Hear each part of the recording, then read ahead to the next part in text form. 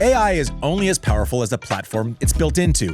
That's why it's no surprise that more than 85% of the Fortune 500 use the ServiceNow AI platform. While other platforms duct tape tools together, ServiceNow seamlessly unifies people, data, workflows, and AI, connecting every corner of your business. And with AI agents working together autonomously, anyone in any department can focus on the work that matters most. Learn how ServiceNow puts AI to work for people at ServiceNow.com.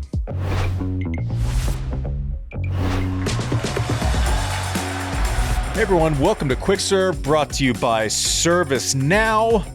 All of the recaps, exciting day of tennis again. Berrettini gets through.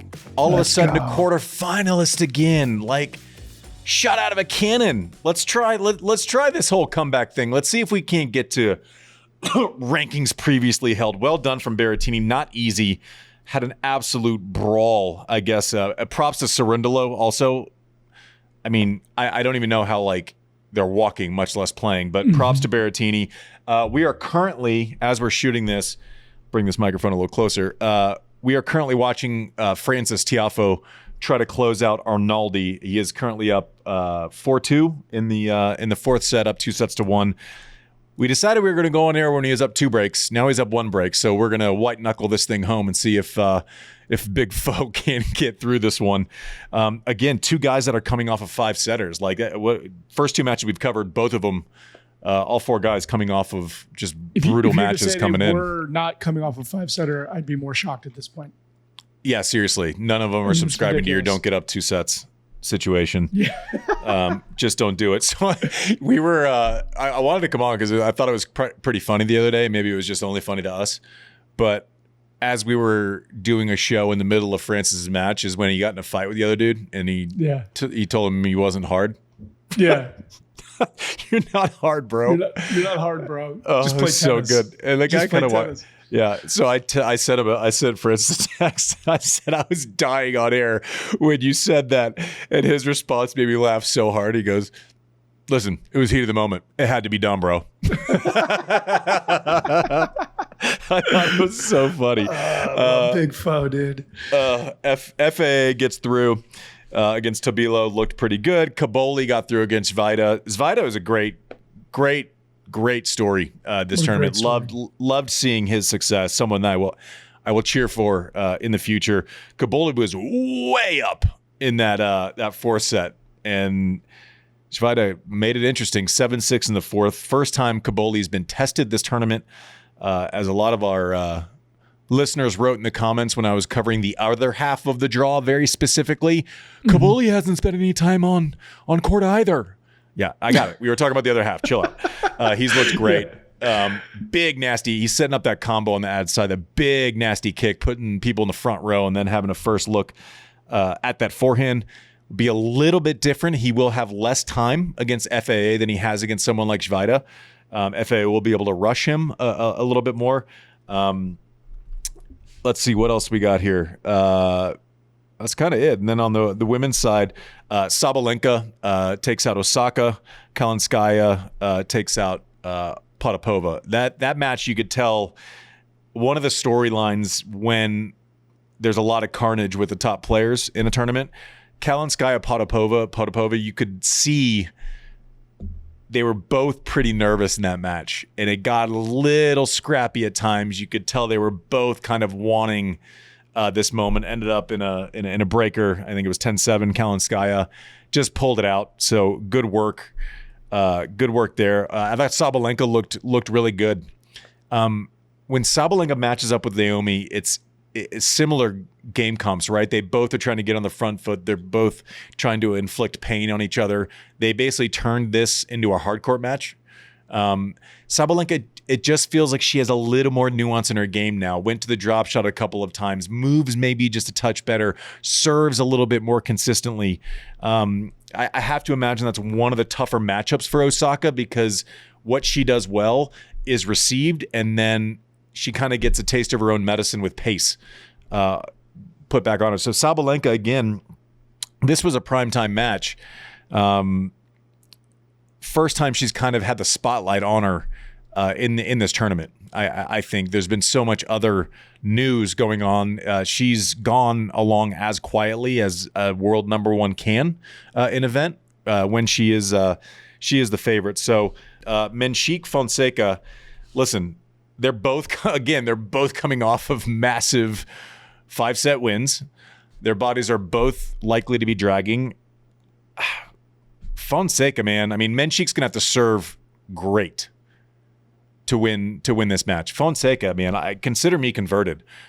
Going in, I'm like, I see the flashes of talent. We've talked about on this show before why everyone is so excited about him. It's the upside, right? It's what we've seen this tournament. No one can just not a lot of people on earth can just hit a 115 winner on a forehand side at will, without needing much time to set up. That is an elite talent. Now he's combining it with mixing up paces, finding different ball flights, stepping in on some returns, stepping back on some returns. Listen, his serve, he finished the match against Novak, hit up the register 137, 138, thinking his way through matches.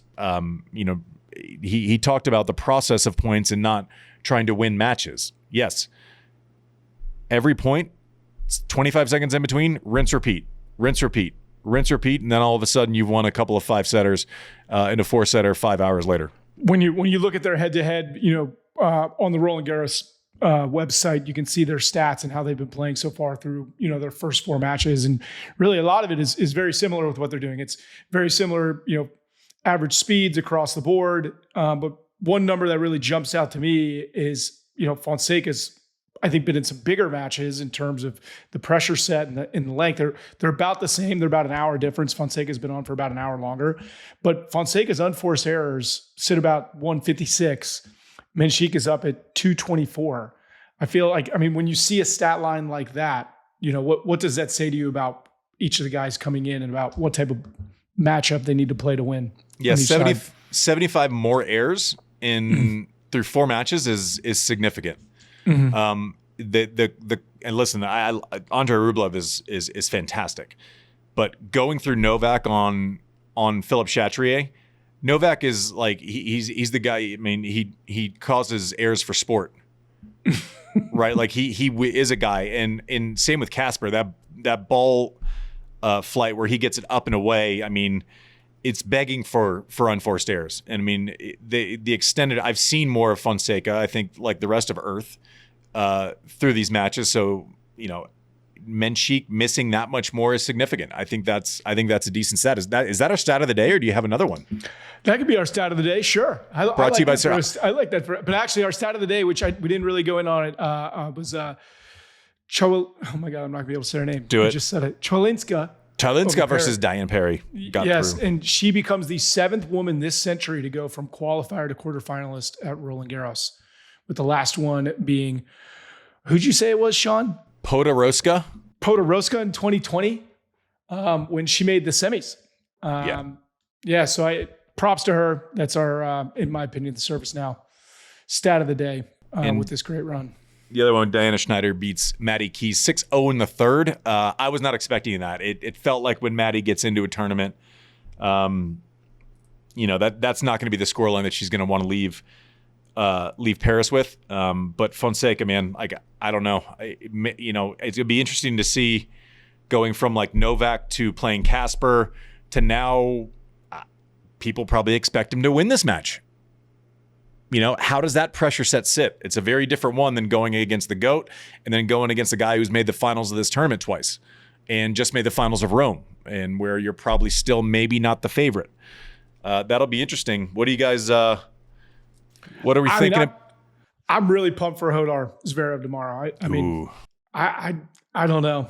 I just, there's something about like being young and not having that pressure set versus everyone is placing so much on Zverev's shoulders right now. I'm excited to see it. I'm curious to see how Hodar, because obviously we've seen a lot of him recently. I'm curious to see how he returns an absolute bomb consistently. Mm-hmm. Right? He takes bigger cuts and he's able to inflict pain on serves, but Zverev's serve is a different animal. We talked about Frances being able to go stick save and then kind of play D after that. Roger was so good at it. Murray was so good at it. Does Hodar have that gear, or does he need to take full swings on returns? I think we're going to see something new. I also think it's going to be easier for Zverev. He's going to know this guy's in form. His respect is already probably, out of 10 for Hodar and what he can bring to the table. I just think Zverev's going to win a lot more points off of his serve, freebies, than Hodar is.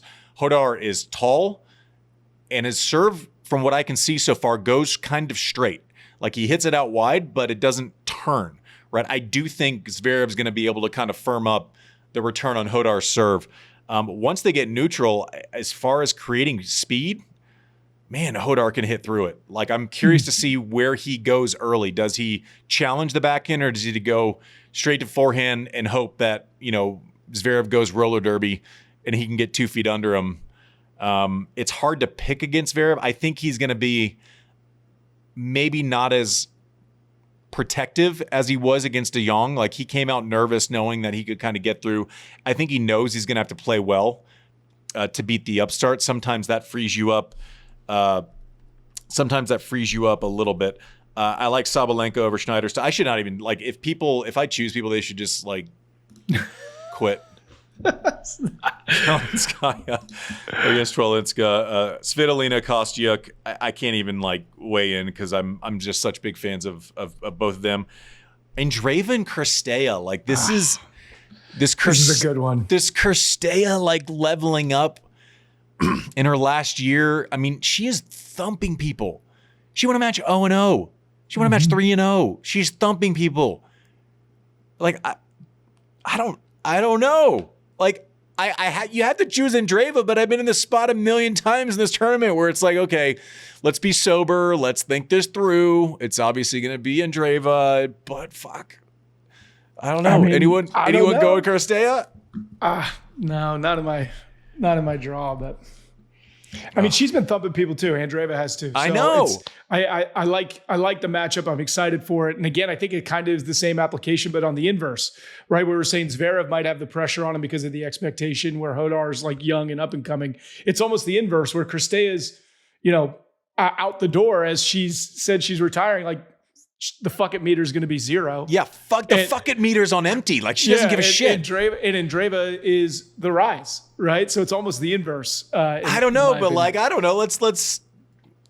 We're kind of going all ways though. But like, when you're in the quarters of a major, like, the fuck it meter has to register a little bit. Yeah. Like, if you're in the semis of a major, does the fuck it meter make a comeback with Kristeva, or is it no fucks given still? Sorry, there's no chance. There's no, every person listening with a child is now turned off the podcast. Yeah, so sorry. I apologize. Sorry. Excuse me. Sorry. Bleeps. We should do bleeps. Yes, bleeps are funny. Sean. Bleeps. Bleeps are funny. We're at 40-40 right now. Otherwise known as Deuce, producer Mike. I know. They've been at Deuce a lot. They were at Deuce in the second set for a long time too. I might have to get off and watch this. I think we have to get off. Should we go to break real quick and then we'll come back? I don't know. We're going to come back for like 30 seconds and just say Frances won? What are we going to do? This show's pretty much over, Mike. I know. One thing I wanted to ask you about real quick before we do get off was Fabrice Santoro asking Sabalenka to moonwalk. I don't know, man. Like, I mean, for me personally, like, I get the personality side of these post-match interviews, and I'm sure you were asked to do some crazy stuff, but like, it's just such a lose-lose for Sabalenka. But it was like, props to her for doing it. No. I just thought it was weird. I don't need any more. I just think that's such a weird thing to ask somebody to do. I don't know. In a professional setting. I get weird. I always got along with Fabrice Santoro. He was not a lot of the veterans when you come out are like super nice. He was always great. I like Fabrice Santoro. And like, saying, will you dance for us, is like such a weird thing to ask. Like, I don't like it. And then when she does it a little bit and it's kind of over, and then being like, moonwalk. I'm like, fuck. Ugh. I don't know. Maybe people loved it. I might be in the minority. I just get like, I didn't like it. There was one. I forget where I'll get it wrong. It was at the Aussie Open, and it wasn't Courier because he would never. But it was. They were like, they asked some female, like, can you twirl for us? I'm like, what the fuck are we doing? Like, what are we doing? I don't know. Maybe some people like it. I could be wrong. I'm fully open to that being a possibility. And when it's like dance for us, I'm like, ugh. But to your point, if Sabalenka's like, no, thank you, then everyone's like, well, you can't play along? Like, it's no fun. Like, it's a lose-lose situation. You're either kind of like corny. I don't know. Maybe I'm just putting myself in that position and realizing how uncomfortable I would be if someone was like, dance for me. I just think you have limited time with the greats, and this is the content you ask for when, I prefer something with a little bit more depth. 5-all with Frances. Yeah. Ugh. Double break. Oh, this is rough. Okay.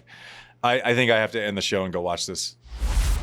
So what you just watched up until now was shot like hours ago at this point. Mm-hmm.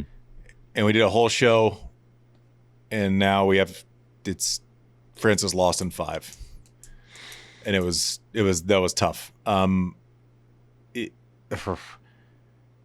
This tournament's just been insane. I feel for Frances right now. He was up a double break in the 4th. So let's leave that aside right now. We'll have plenty of time to talk about, how to close in the future and all that. One, props to Arnaldi, right? Very easy to pack it in considering, the length of matches he had played before that. He plays with this kind of boyish levity the whole time, which is very attractive as a viewer. It feels like the pressures of the tennis world haven't gotten to him yet. Like, he always is like, has this like ready smile. And it's hard because you're like, respect both people. Obviously I have more of a relationship with Frances than I do. I don't know Arnaldi. Respect knows no bounds, and it's just, tennis is hard. It's just hard. And this tournament has just been such a showcase of physicality. I remember last year we did a show after the Sinner Alcaraz match, and I said something which I never know what goes viral because I'm not on it, but when I start getting texts from people who don't follow tennis, I know that our show like went nutty. And I said, I think it's the hardest sport in the world. And, to watch that tonight, isolated for 5.5 hours on the heels of being isolated 2 days ago for 5.5 hours, on the heels of being isolated for 4.5 hours, all in a 5-day span. The ebbs and flows during that time, you can't pass the ball. Frances can't throw it into Shaq to post up to close the game out. Like, you got to do every part of this game yourself, and it's just really hard. And I hate it for Frances. He probably won't be ready to hear anything positive from this for a while. It hopefully has a limited hangover. Also, if I had to say anything, I'd say let's, try to see the trees through the forest a little bit, because you didn't have this physicality in your body a year ago. You didn't have the ability to lose in 5.5 hours because you were losing in 4 hours and 40 minutes. Right. All you can do is kind of prepare yourself for the opportunity. You were prepared for the opportunity physically. Now, game and how to close and all those conversations, they're going to be warranted at this point. But hell of an effort from Arnaldi, man. And the Italians at large. Like, the first time 3 Italian men have ever been in the quarters of a Grand Slam, with Caboli and Berrettini, and without Sinner. So I don't know how you write that, at the beginning of a tournament, the first time ever, and you take out the greatest player by far in Italian history. Props to them. I feel for Foe. This game is going to give you like these moments as a fan of like ecstasy, and then you get stuck in those matches where your heart's going to break various amounts for whoever doesn't win that match, and that stinks. We've seen a lot of that this Roland Garros, but it also makes you respect the struggle a little bit more. We're lucky to watch these guys. I don't know how everyone on earth can play 5.5 hours now. It's mind-boggling. I only did a couple times over 5, and I felt like my body felt like it wanted to leave itself at the end of it. So mad respect. Obviously massive opportunity missed for Foe, but opportunity knocking for Arnaldi. Mike, it's nice of you to join us from your birthday dinner. Hello. I mean, holy cow. Yeah, what just happened? Well, we're going to close the show. You just slid into the last 6 seconds of the show. So happy birthday. Thanks for coming up. But it was an awkward moment too, because I was getting really in my feelings about Fo. I'm really sorry. I said I would drop in, and nobody told me to fuck off. Well, sorry. Hold on. Let me text you. Hold on. Just stay on for 1 second. Hold on. Served group chat. Mike, fuck off. All right, there you go. You got it in your inbox. There you go. You can sign off now. It's in your text chain. Appreciate you all. Serve brought to you by ServiceNow. We'll see you tomorrow. I don't know. Listen, the ups and the downs. That's why we love this game. It sucks when it happens to someone you really like, but such is life. Such is tennis fandom. We will see you tomorrow with another recap, and hopefully, listen. We sat through that drama, and it's like, how can the players do this? How can we watch as fans? And you know what? We want it all again tomorrow. We'll see you. AI is only as powerful as the platform it's built on. With the ServiceNow AI platform, your AI, data, and workflows all work together, connecting every corner of your business. To see how you can put AI to work for people, visit servicenow.com/AI-agents.